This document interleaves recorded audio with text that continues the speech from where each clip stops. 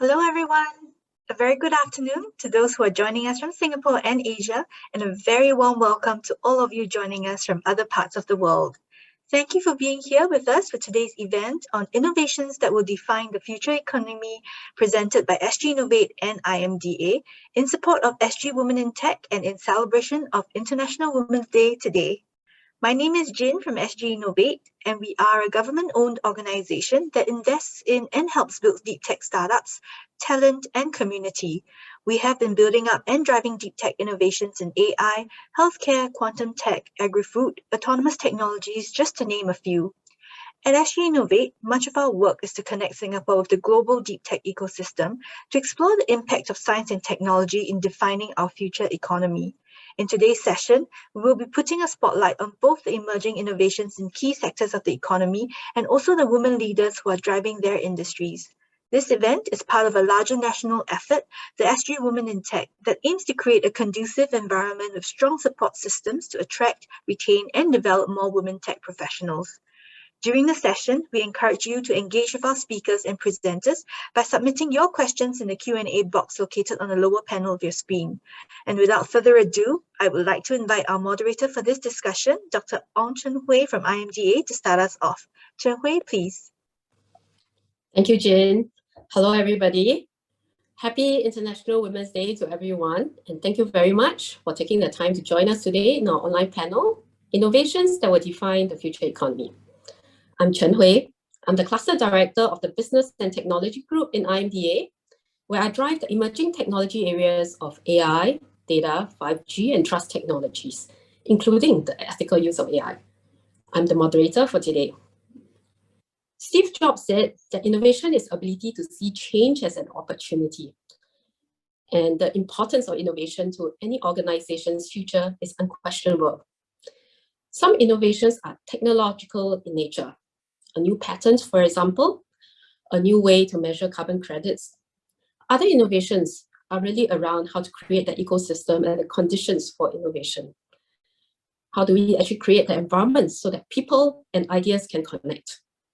And today, I'm very pleased to have 4 very smart and inspiring women to share the innovations that they are driving and how they got to this point in their career. First, we have Tinku Gupta, who is the CTO of the Singapore Exchange, or SGX, where she's responsible for the overall planning, development, and implementation of the company's technology-related strategies and initiatives, as well as information security and technology operation functions in SGX.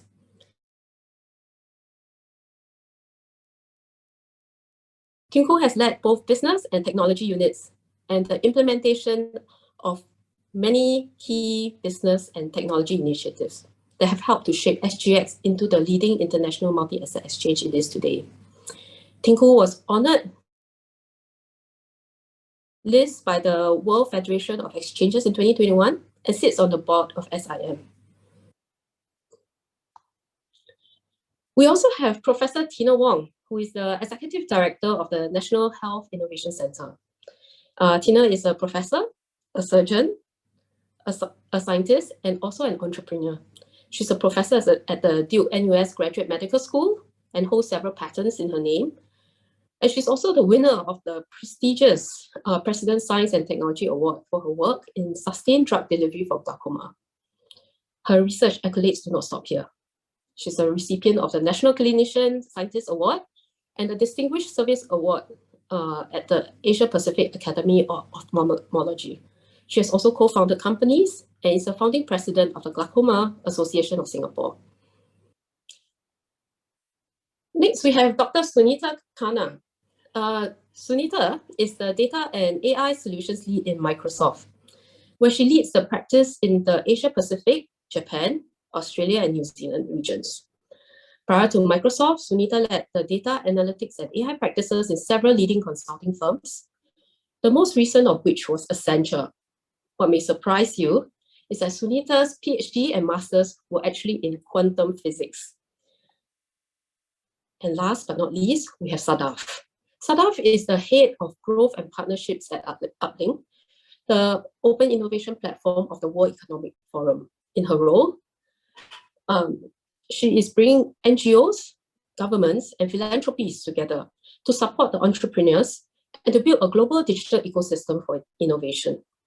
Prior to her role in Uplink, Sadaf led the forum's business engagements in Middle East and Africa, acting as an advisor to C-suite executives from the region in driving their corporate strategies through their partnership with the forum.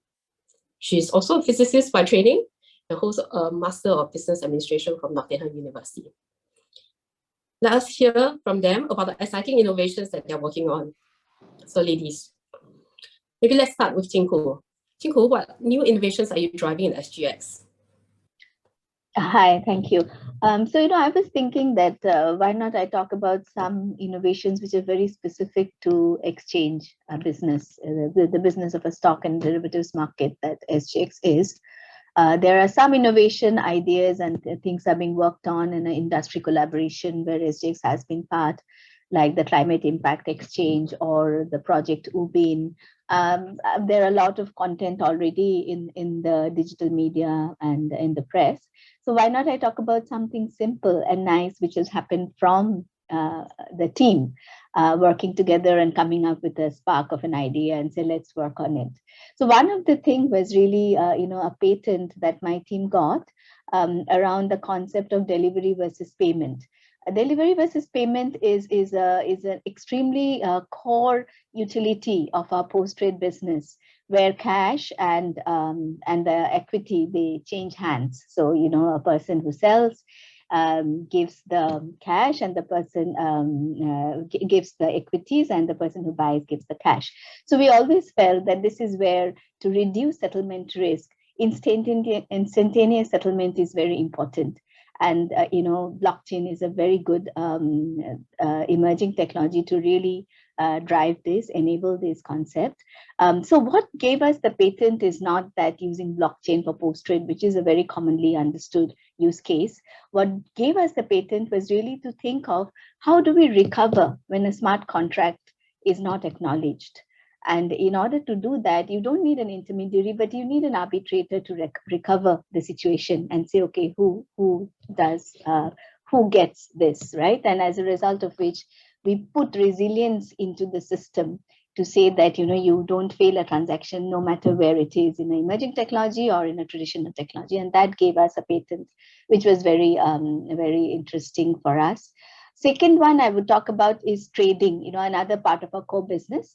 And trading, again, a lot of debates are happening on, can we trade in the cloud?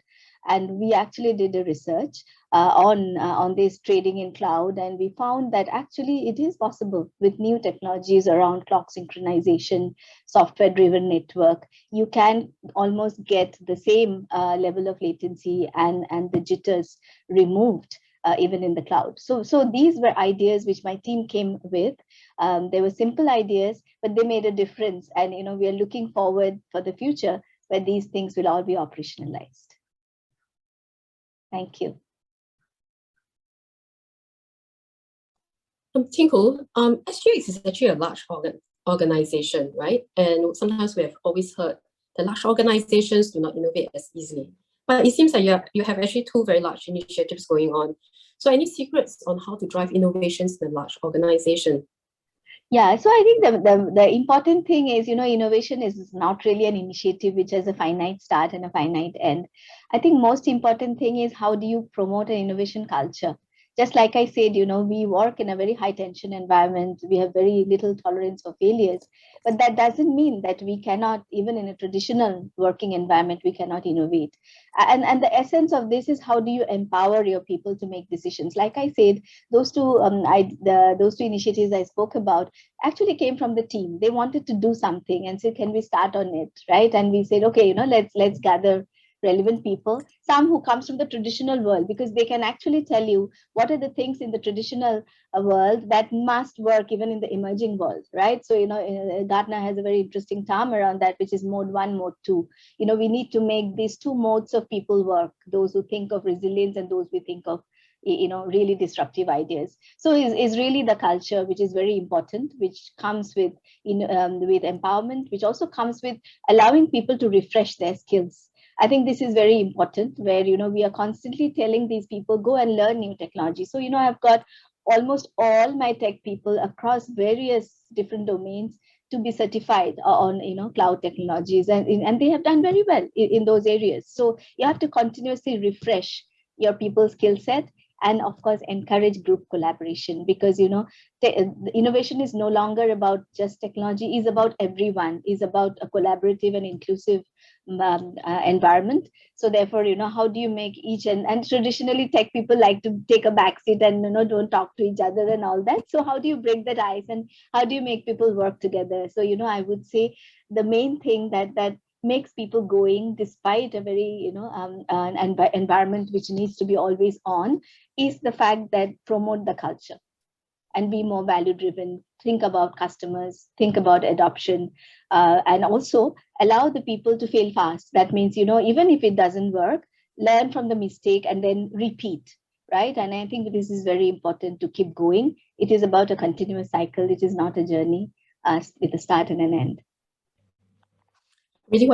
I really like what you said about this actually being a continuous cycle, and actually what we need to do is to empower the staff to think about innovative ideas, right? And to encourage the kind of collaboration and seeding of ideas.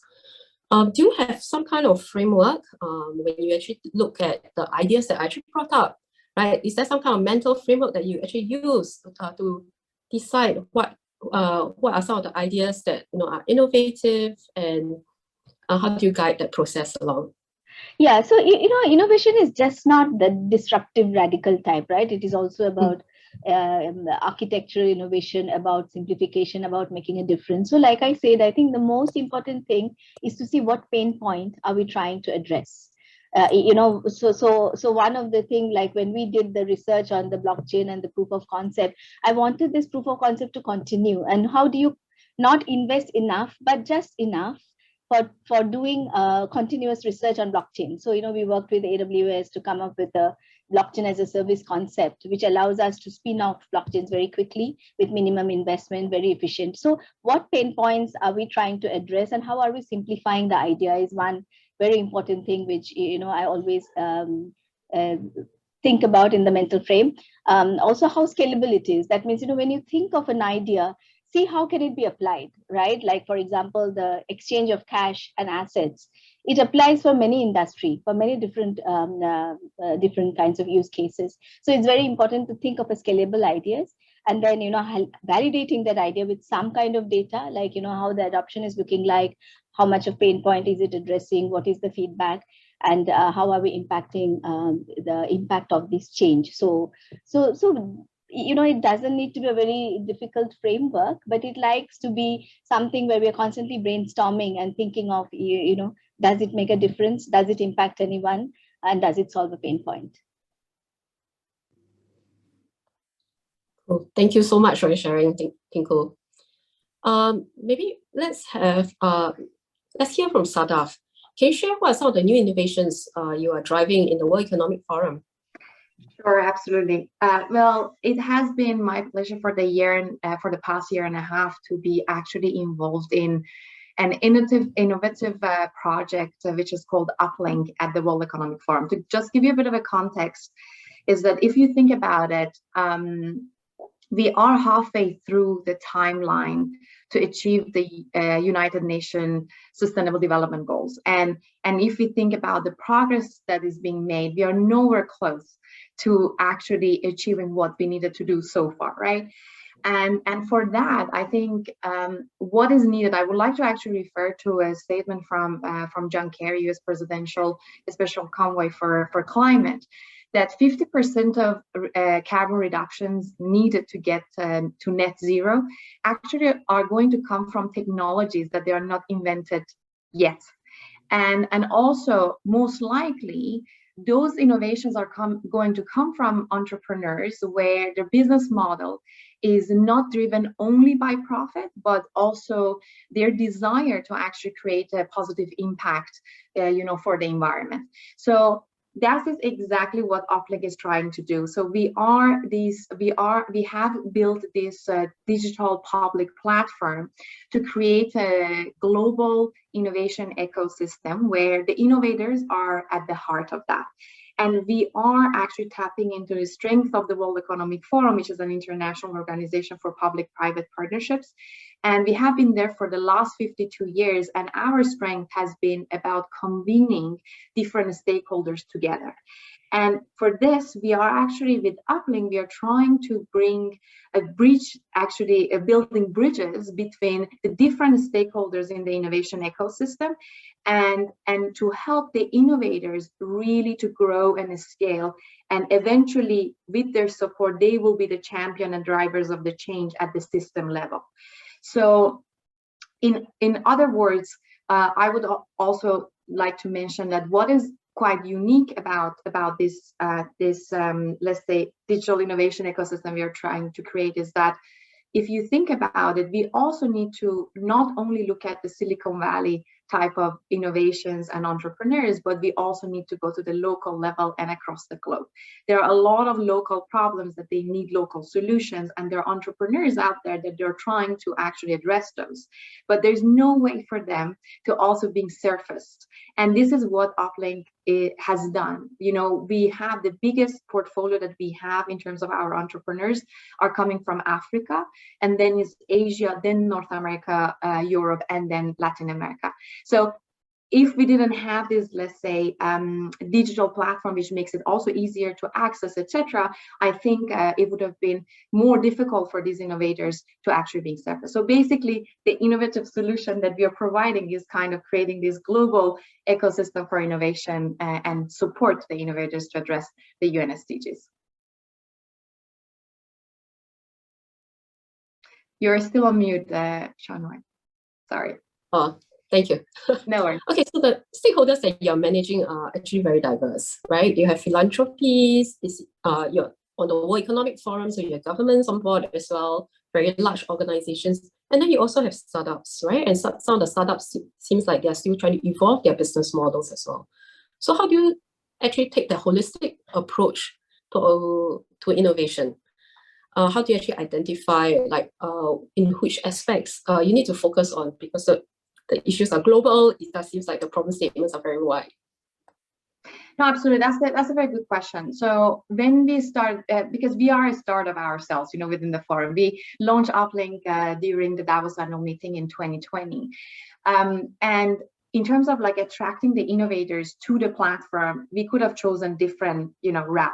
I think the route that we chose to do that has been around running innovation challenges. So basically, we have chosen, let's say, thematic issues like the oceans, trees, healthcare, you know, like circular economy, etc., as thematic areas, and kind of narrow it down to a problem statement and scope of the work that we wanted to do with forums initiatives, and then put that as a problem statement to the world of innovators and saying that, okay, if you do have a solution for this at your local level or national or global level, please come forward and actually submit your solutions.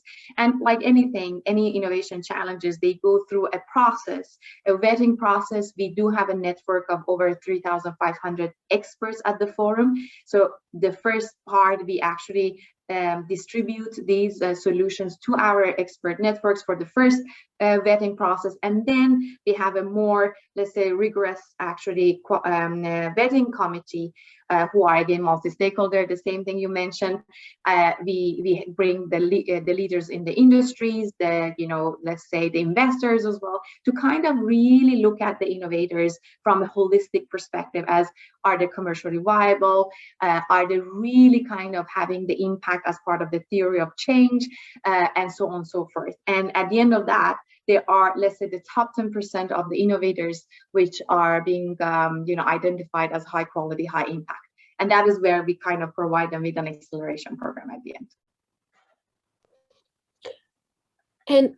And so how do you actually define like the metric of success for Uplink? Like what will actually good look like for Uplink? Sure. It's a tough process. You know, I say that because I think the most important element is that to have the theory of change, to get the theory of change from the beginning very right. And that's a very lengthy and also complex, you know, process, because there is an objective that you want to achieve, but how you kind of get there and measure that, I think is time consuming. So I think it's a very well time spent to really get your theory of change correct. The second part of that is that if you think about it, Uplink is a digital platform. So one is about measuring what we have driven as a digital platform, and that comes to, let's say, the number of people and innovators we have been able to source, and the users of experts and investors, etc. So that's how we kind of measure the success of the platform. But then there is a second layer, which is the impact that is driven on the ground by the innovators. So that's the second layer to measuring the success of Uplink. And I think that is much harder, of course, to measure. But the digital platform is providing us, the next release of our technology platform is going to help us to actually capture the information from the innovators themselves to kind of identify, okay, this is how much, they have been able to reduce carbon, CO2s, or create jobs, or, help the water sanitation, etc., etc. So one side is about the platform, that's how we measure, and the other side is about the work of the innovators on the ground.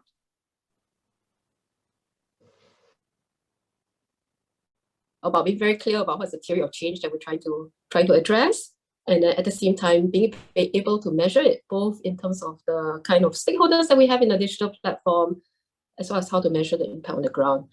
Honestly, when you have some success in actually measuring the impact on the ground, I'll be very keen to hear how you actually go about doing that. I think that would be a lot for me to learn. Absolutely. Thank you, Sada. No worries. So Tina, so you are both an innovator, and you also run the Innovation Center. What are the new areas of innovation that you're currently driving? Can you share some of that with us? Yeah, thanks very much, Chinwe. Very happy to be here with everybody as well. I'll talk about my role as a dispersing funds for innovation. I would say that from COVID, necessity is the mother of invention. And that really is the go-to phrase in medical technologies. It has expanded exponentially over the past 3 to 4 years. I've been the executive director of this funding agency for the past 8 years. And it's only just recently that I've seen an explosion of medtech coming from the medical space. And it's amazing to see how many innovative ideas are coming from the hospitals and from the doctors and the nursing and allied health. You just need to give them something that it's an emergency. Patients are going to die, or they're not going to get their care, or they're going to lose out or drop out of the system. Then suddenly people are scrambling to get solutions. And most of the solutions is because it has to be virtual. It has to be technically driven. We had a grant call, which was all about COVID-related projects. And we had about 50 to 60 applications for just 10 to be funded. And it was a very, very tough, tall order in order to sort of sieve them through. But at the end of the day, the ones that we funded, all of them, majority of them were really, really good ideas. But the way we triaged them were to decide, and the other thing is that the funding was only for 1 year, because obviously we knew COVID was happening now. So your technology has to be TLR 7 or 8 already. It's got to be that you need that final bit of money to push you into adoption so that patients can benefit during this pandemic crisis, right? So the ones that actually really got funded was something called Dr. COVID. So I don't know if you remember, but when there were a lot of cases, we had to open up the expo and had like large areas where we had to contain patients, the people who had COVID, and a lot of healthcare workers would like man it, but you'd have to go, and there were like hundreds of patients being isolated in these large spaces. And these individuals, these doctors and volunteers would run the risk of catching COVID themselves. And so one of the innovations was to have a robot which would have an NLP, which go rounds from one patient to another, especially for a lot of the overseas workers.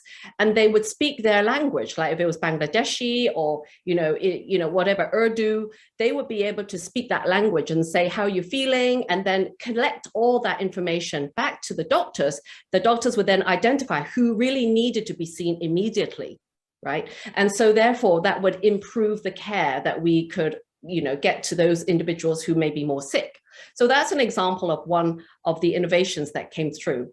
And another example of an innovation is, people are trying to get vaccines, but there was one particular group was quite innovative from NUS, and they were looking at a way of detecting whether a patient was C positive or not at the time upon their arrival in Changi Airport, for example, because at the time the swab tests and everything were not there yet.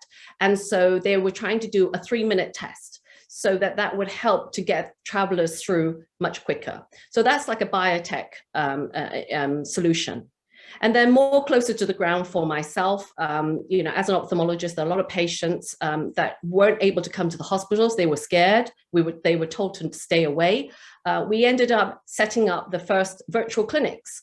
And so the virtual clinics would then be able to triage all our patients, and we could then deliver their medications to their homes without them having to run the risk of running out of drops and, risk going blind and so forth. So that really just goes to show that at the time of adversity, everybody, I think, I think what Sadaf was saying as well, that everybody comes together. When technology is needed, it doesn't matter who you are and who is the end users and who is actually developing it. Everybody gets affected. And so why don't we all just band together and come up with a solution that everyone will use and benefit? And I think COVID has really taught us that the world is a lot smaller and we're all pretty much the same, to be honest with you. And we all need to stick together in order to survive the next century or so. Yeah, I really identify with all the examples that you gave around all the things that were needed in COVID, the 3-minute test, the virtual clinics, even a robot that can go around and to talk to people in their native languages just to get that diagnosis, right? Right. So indeed, necessity. How do you actually evaluate some of these proposals? Bear in mind that a lot of times when we think about healthcare and we think about the healthcare innovations, we tend to think of it as having a very long cycle, right? We have to get approvals from multiple different agencies. So what are some of the innovations that actually happen to allow all these grant calls to be held so quickly, for these innovations to actually be done so quickly as well? You know what, when the emergency, such as like a national crisis, I think it's like parting of the Red Sea, all the other sort of things that have to be approved get shoved to one side. And suddenly HSA is saying, okay, right, this is priority. We will evaluate it and get it done. Don't forget, the vaccines, it was an amazingly rapid, production. From start to the end and to testing was like over just about a year. That is incredible, which means that biopharma can do it. But, majority of time, there is a lot of things lined up in the FDA. So it all gets stuck. But when mankind is mortality is they're facing this, then everything else is shelved, and that's why things happen. But to be honest with you, that's not going to happen all the time. And when it came to evaluation of COVID technologies that we were going to fund, we brought in all the key stakeholders. So whether there was medtech or not, we looked at the projects and we got experts, domain people to come and do the evaluation for us. And so it was really done in a way that we understand that it is going to have an unmet need, it is immediate, and it will be tangible outcomes. And those were the key decision-making points for what got funded. I see. So actually all the relevant stakeholders actually still came together to do the vetting. It was just that, I guess, the vetting was able to be done in a much more compressed timeline. Yeah, it was compressed, and there we had special guests, domain experts calling in from overseas as well. So it was really pulling out all the stops to make sure that those that got funded, that deserved to be funded and needed to be funded, were appropriately funded. Okay, no, that really sounds very inspiring. Thank you, Tina. Sunita, now AI and data is an area that really moves and innovates very, very quickly. What are some of the innovations that you're actually working on in Microsoft? Thanks, Chinhui. I think to echo some of the things that the other panelists have said, yes, data and AI and cloud, right? So I work primarily in Microsoft Azure. So how do you enable data analytics and AI in the cloud is my primary focus for customers that I work with. And it's across all industries. So I think there's a question in the Q&A, Lisa's question on this very particular point. Healthcare, Lisa, yes, it's working it's moving rapidly. And to Tina's point, it is moving rapidly because of how COVID has sort of, shaken the whole industry up. But COVID has not only shaken healthcare, it's also shaken other industries, right? So if you think about retail, for instance, and the number of shops which have closed down, malls which have closed down, shut down because of COVID, they've had to rapidly, refocus and pivot the way that they do their day-to-day operations. So how do you actually work with a retail customer in enabling, democratization of data so that everyone has access to the data? That data is not lost in any sense of manner just because, of COVID. And, things are in the cloud, they're secure. There is governance around who has access to the data. These things are all around the data. Then there is the analytics component, which I work with, which is everything to do with data lake, data warehousing. How do you actually make sure that there is, hot and cold data, depending on how often you're going to be able to use that data. Then I also work on the AI components, which is everything to do with gathering insights from all of that data. So whether you want to use, you're getting a lot of physical forms, right? So a lot of companies used to get a lot of forms in a physical manner. What will happen to all of that when COVID struck, right? Obviously, we don't have all that data somewhere right now. So the need to digitize all of that information is going to be so crucial for companies moving forward. And then to have it in the cloud is to centralize it in one place as much as possible so that there is no duplication of data. There is some standardization. People can easily access that data no matter where they sit in the organization. And companies really wanted to get into the predictive insights world. So how do you start using machine learning to be able to predict any trends that you're able to see to say that tomorrow I need to stock up on X amount of inventory so that I don't have a surplus or I don't have a deficit. Things like, how much of vaccine, like to Tina's point, that is an inventory in the healthcare business, right? So you need to be able to understand how do you do that. Cost optimization has been another really key focus for us as well. So how do you make sure that things are optimized, whether it's cost, whether it's demand, forecasting, all of that coming together from a machine learning perspective. And so all of that has been like a focus for me, for my clients. The companies really took a hit, right, when COVID struck. But it is our job as technology providers to make sure that they know how to be able to quickly, be as agile as possible and quickly repivot to move things into a digital transformation world, so that if tomorrow, touch wood, it wouldn't happen again. If something were to happen tomorrow, they're more prepared for that and they don't suffer. Cool. Maybe I have really two questions just to follow on what you just said. Yep.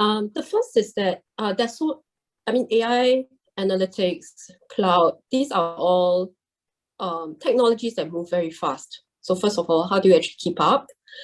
Right. And the second part about it is that COVID did affect a lot of businesses. They are not doing well. And you mentioned that as well. So how do you actually convince the businesses that they need to continue innovating as well? I think answer the second question first. It took a little convincing after COVID convinced them, actually. So once COVID convinced the companies, they sort of went, oh, we needed to have done that a lot faster and a lot sooner. So it made my life a little bit simpler. But I think what did make a difference is a lot of companies obviously had cost issues, right? So how do you manage costs to be able to prioritize the various projects in your company? And this is where it becomes really important, I think, to Tinku's point earlier, really understanding, from POCs and pilots, does this make sense for your organization to continue on a big bang approach? You don't need to start as an all-up implementation on the first day. Try it out, get your company to feel a lot more secure and happier with the kind of transformation that you're undergoing, and then take them along in that journey with you. I think it's very important to take every single person in the organization with that trust that you're actually creating a digitally transformed company eventually. So I think that conviction is driven from circumstance. Unfortunately, in this case, it was COVID.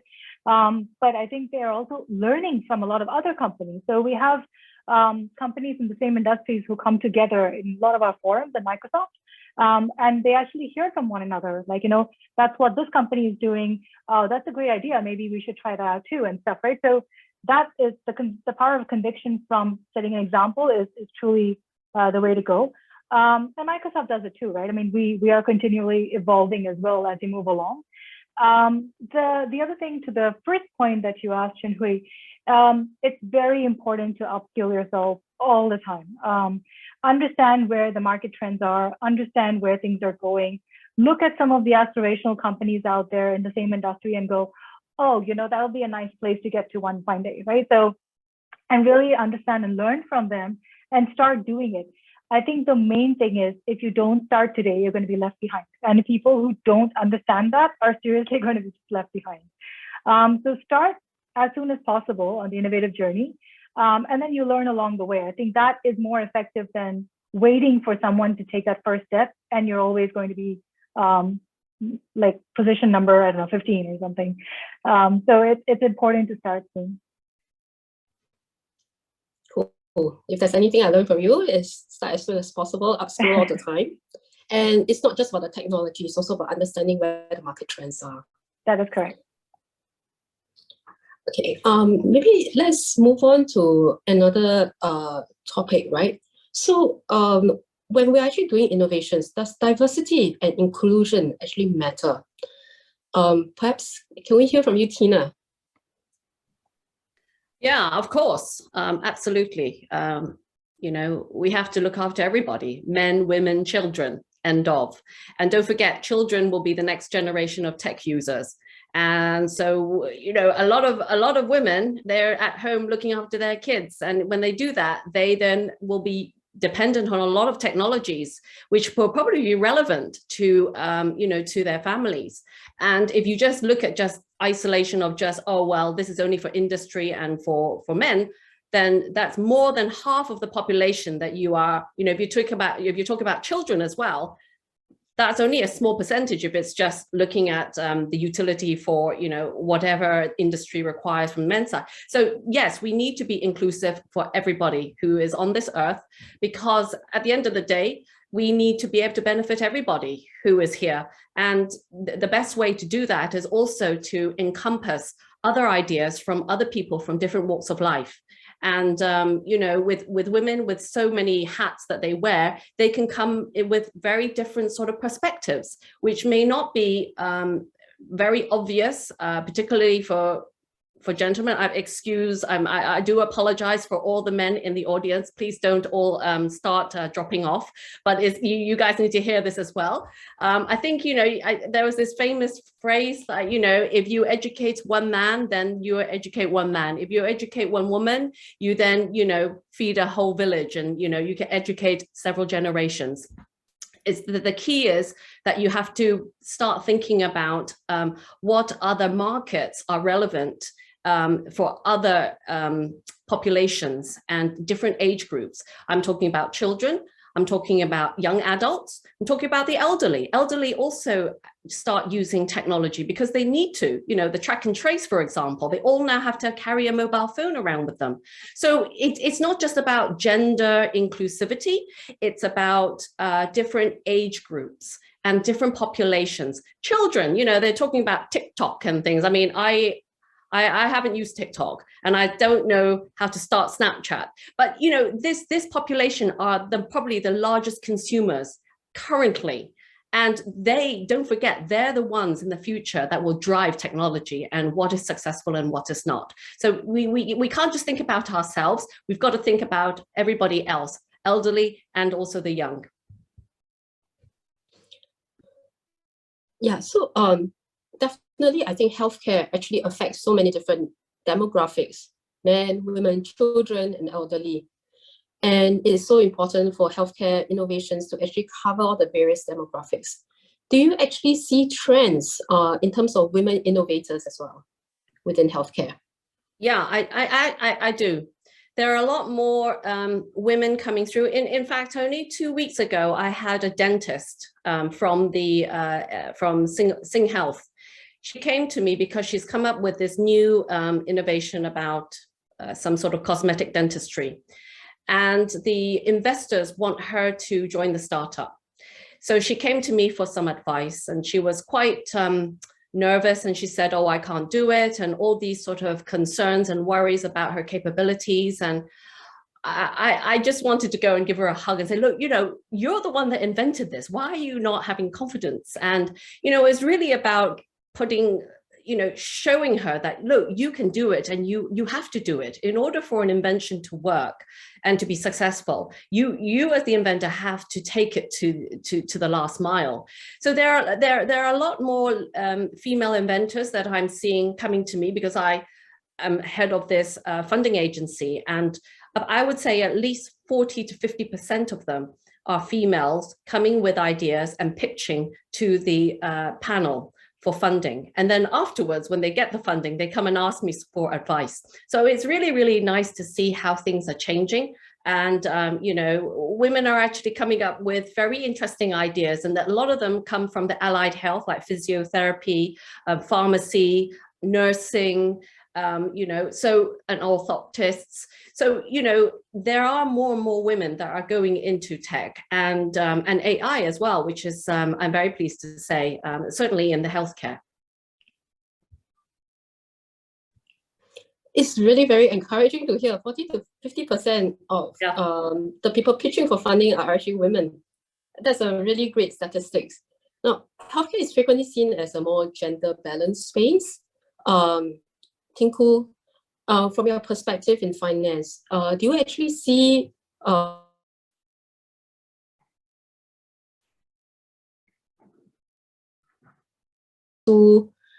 innovation? Right. I think, you know, the main thing is diversity, and I would say diversity and inclusion, and really diverse mix of skills in a team, because age group, like what Tina just said, because see, what is happening today is, as we are doing more digitalization, we have to make sure that we know how are we touching the customers, and different customers have different levels of digital dexterity.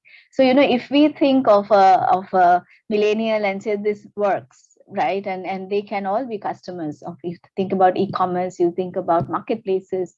So therefore, it is very important to have a very diverse and inclusive team. And I would kind of say that, you know, while the main role that women play in setting up a diverse and inclusive team is the glue, you know, because I kind of think that with the humble nature, with the constant, you know, urge to bring people together, you know, we are mothers, we are, we kind of tend to build a stronger team. We acknowledge our weaknesses, and we get much more, you know, support. So I would say that women plays a very important role to build inclusive team, and you need inclusive teams to really innovate. And you know, it is really about both diversification and you know, diversified skills, age group, and sex that makes it a better for an innovation to happen.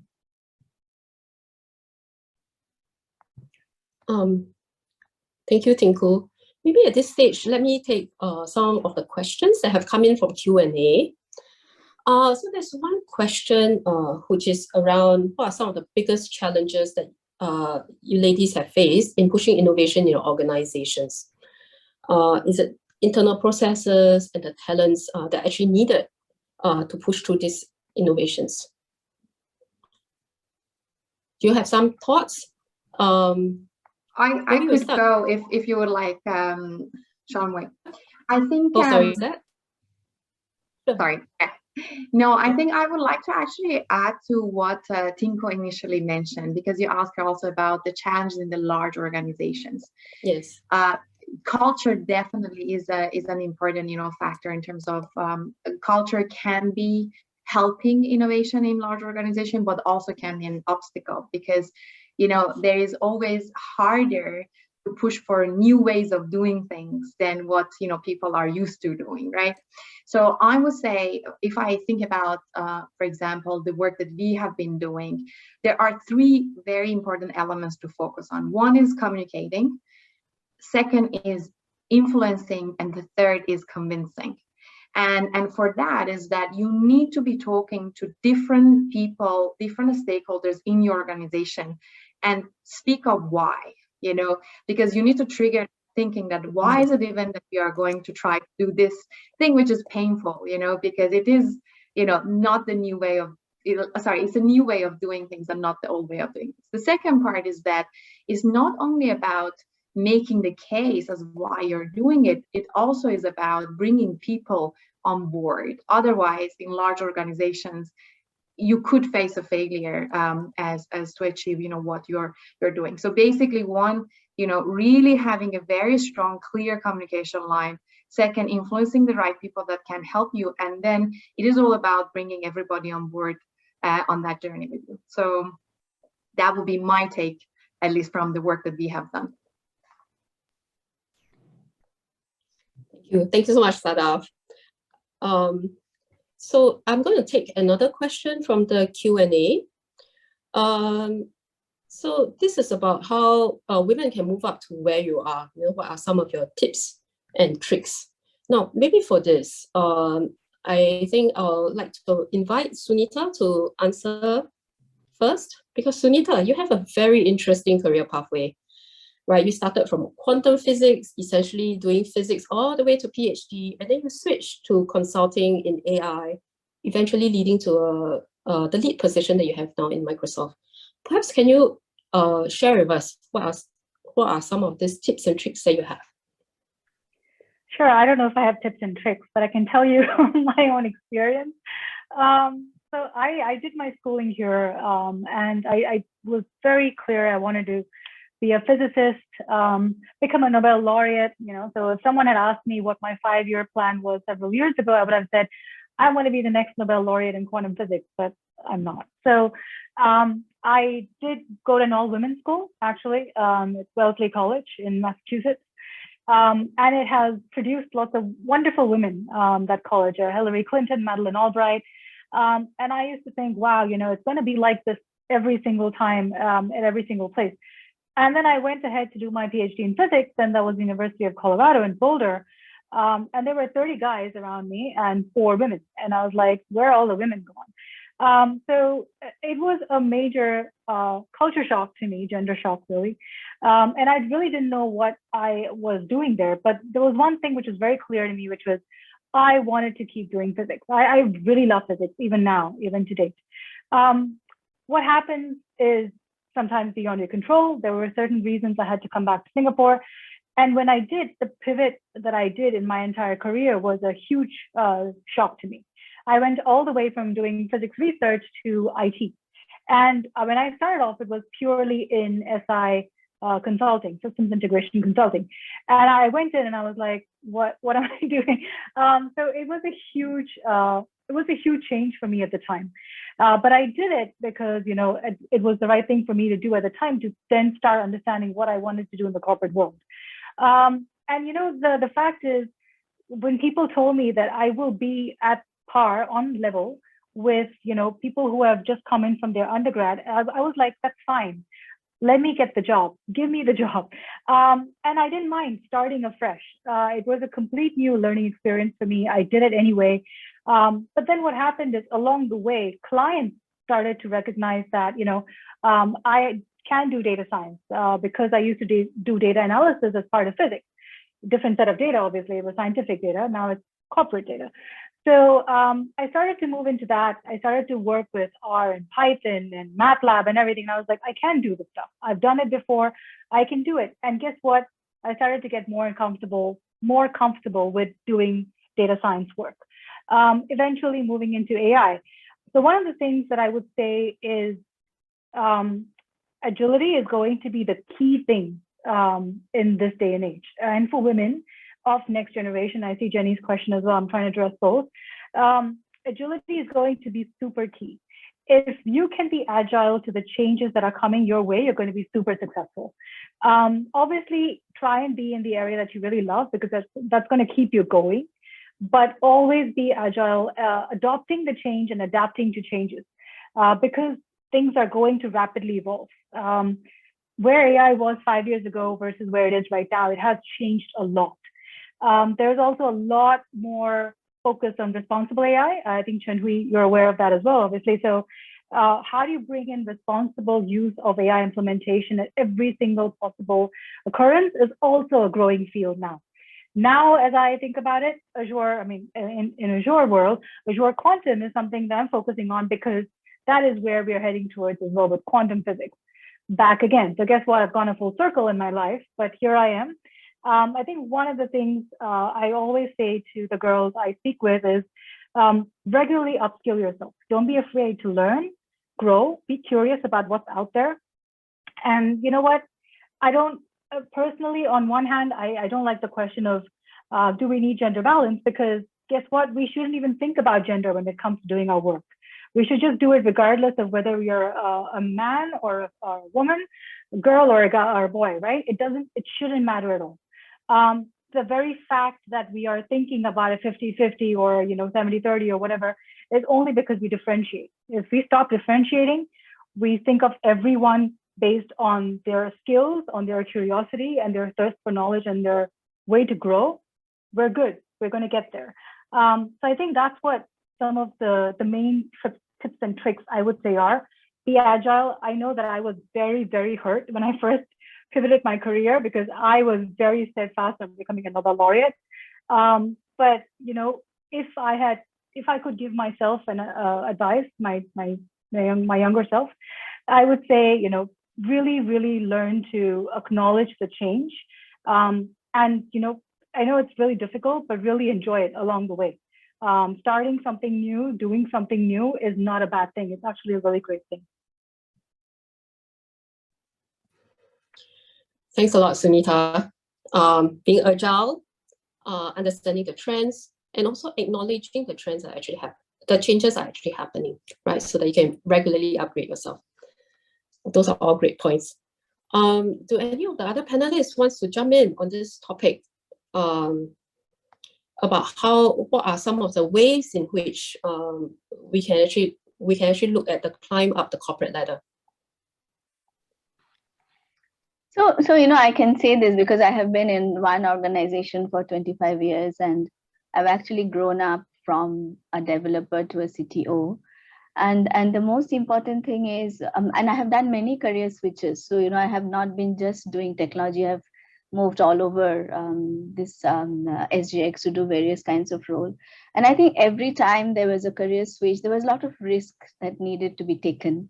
That, when I moved from IT to business, I felt that would my peers, my staff appreciate me? And so always I focused on what do I have to give to the team and what can I learn from the team? Because again, like I said, if you build an inclusive team and there is a lot of sharing of, this is what I know and this is what I want to learn, it actually is not difficult to switch career, because people take you as, a learner, a contributor, and create a collaborative environment. And that's how you learn. So, every role that I have taken, I started from almost no knowledge. And I came out as someone who picked up that knowledge. And, I'm very open for career switches, because the interesting thing, and like what Sunita said, that so what, probably I might just move as a peer role or as a junior role to someone who is more knowledgeable in that area. And do you have the humility to learn, to work together, and that's how you keep getting better. So I am very happy that I have taken many such risks in my entire journey in SGX, and it has only done me good. Thank you, Tinku, for sharing. I'm going to take another question from the Q&A. There are so many industries that are actually facing talent crunches, right? How can we actually upskill people fast enough in order to keep up with the changes? Perhaps we start with Tina. Are you talking about in the medical sphere, or talking about? Well, I think there is a manpower crunch already with healthcare, and even for example, in the UK, my colleagues at the height of the COVID pandemic, they were calling retired GPs, general practitioners, and all retired doctors to come out and to come back and help. The thing is that I think when I hear about upskilling or even like moving to a new focus or a new career, as a doctor, you're always a doctor through and through. However, you can have different facets, and even if you've retired, you can always be called back to help out, because those skills it's vocational. And so, when we want to call for more people, and like, for example, even in Singapore, we've got shortage of nurses because a lot of the nurses come from the Philippines. We're not able to get their employment passes through, and there's going to be a staff crunch. So it is actually very, very tough right now with the loosening of the with all the regulations. I'm hoping that the environment will be better and more conducive to get more healthcare workers in. And having a healthcare degree, you can go into anything. You can stay in healthcare, you can do education, you can go into tech, you can do research, you can go into business, you can go into pharma, you can go into investments. So, and with a medical degree, you can be an advisor in a tech company. There are a lot of tech companies, like, for example, Samsung, Panasonic. They are now going and investing, and even Google, they're investing into different types of technologies, which are all related to healthcare. So healthcare is booming. And so if you're talking about recruitment of other people, I would say, we can definitely welcome more people in the managerial or different expert domains to come into healthcare, because it is going to start to expand, and we will want those sort of expertise to come in as well. So it's not all about just doctors and healthcare workers. We're talking about people with different skill sets, like all the people in the panel right now would add value and improve how we then deliver healthcare to everybody and for future generations to come. Thank you so much, Tina. Tinku, do you actually see some of this skills gap as well as talent crunches in your sector? Yeah, so talent crunches is an understatement now, because I think to some extent supply is also an issue, given that people tend to stay or there are difficulties in traveling and all that. So this has actually reduced the supply. So actually, to deal with the talent crunches, there are two ways to look at it. One is, we were constantly talking about reskilling. So it is a bit stereotyping to say that a person who is very strong in data center cannot learn cloud.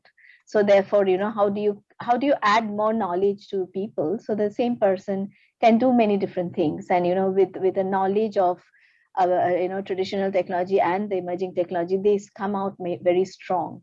Another thing, I think we have to be really very open to the idea of having teams which are across geographies, and with all the technologies, with all the digital mechanisms, it is not difficult anymore. But of course, there are other things to be worked on, like payroll and all that. How do you adjust those kind of things? But people can actually work from any location now, and therefore we have to really look at what are the other controls that are required, so that we can deal with this current situation of and Singapore, being a small country, has less supply, right? So there's no other way to expand our pool than really, working across geographies. Thanks so much, Tinku. Sadaf, from where you are at World Economic Forum, which is global in nature, do you see some of these talent crunches even at the global level? For sure. I think, the point that Tina and Dinko made is exactly spot on. I think one other thing I would like to add is that after the COVID crisis, I think the talent is thinking more about their career choices. So one is the lack of talent or shortage of talent. The other part, I think, is about the choices that people are making more consciously. And if you think about it, the US market has opened up in terms of jobs, but there are many jobs that they're still not being filled. And I think that's an important shift that is happening. And I think that is also putting a little bit of a pressure on organizations at global level for the environment that they're creating for the employees, for this whole diversity and inclusion matters, the health, the mental health. So it is really pushing the organization into the right frame of work that the employment environment is important. People are becoming more picky in terms of where they are going to invest their time. And that's I personally think is a great shift that is happening. I think the other part that probably I wanted to add to Sunita's point is also the career path, at least for the new generation, is not ladder anymore. It is very much of a, the movement, a lateral move, and then a little bit of, and exactly this whole notion of curiosity and encouraging that among the employees and the talent. I think that's the key message there as well. Thank you so much. I think, Chenhui, just to that point, just to add on a quick point, I think the other thing is from an employer standpoint as well. People have to be aware that on-the-job training is going to become a pretty big thing now. So they can't expect to get 100% fit when they are recruiting people. So I think employers also have to keep that in mind. Yeah, definitely. I think it does change the kind of expectations, right? Because of this talent crunch, it changes the expectations that talents actually have about the kind of working environment. I think I definitely hear you. I see that where I am as well. I think it's important to upskill. And sometimes it's also important to talk beyond just the standard, business ROIs, to actually look at what is it that we're actually doing, whether it's in terms of social good, whether it's in terms of career growth for the staff as well. So thank you very much, ladies. Unfortunately, I have to say that we are out of time. But I think I speak for everyone when I say that this has been a very illuminating session. Lots of ideas have been exchanged. So I want to thank you ladies very much. But before we go, maybe just to incorporate one last Q&A, right? So advice, if there's one piece of advice that you can give for women career switchers or the next generation of women and girls, what would that be? One piece of advice so that we can keep within the time. Shall we start with you, Sunita? I think you don't mind. So agility and the curiosity to keep learning. Thank you. What about you, Sadaf? I would say definitely be passionate about what you're doing. People respect you and the gender becomes secondary. And the second part is that you need allies. And those allies need to be both women and, men. So build those allies. Thank you. And Tinku? Take risk. Take risk? Okay, great. And Tina? I would say everybody the same, but no, I will say something. I would say be your own expert and stay ahead of the curve and stay relevant. That's the way to be successful. Okay, thank you very much. I feel very inspired today, and I hope all of you in the audience feels that way too. Thank you, ladies, and thank you to all the audience who have spent the hour with us. So I'll hand it over to you, Jin. Thank you, Chen Hui, and thank you all our panelists for the great sharing, and thank you to everyone in the audience for your ongoing questions. It's always very heartening to see so much enthusiasm in our online sessions, but real conversations often happen after, so we do hope that all of you can keep connected. The recording of this session will also be uploaded on SGInnovate's YouTube channel in the next few days, so do head on there for a review of today's event. And till our next online event, happy International Women's Day, everyone, and bye! Thank you. Thank you.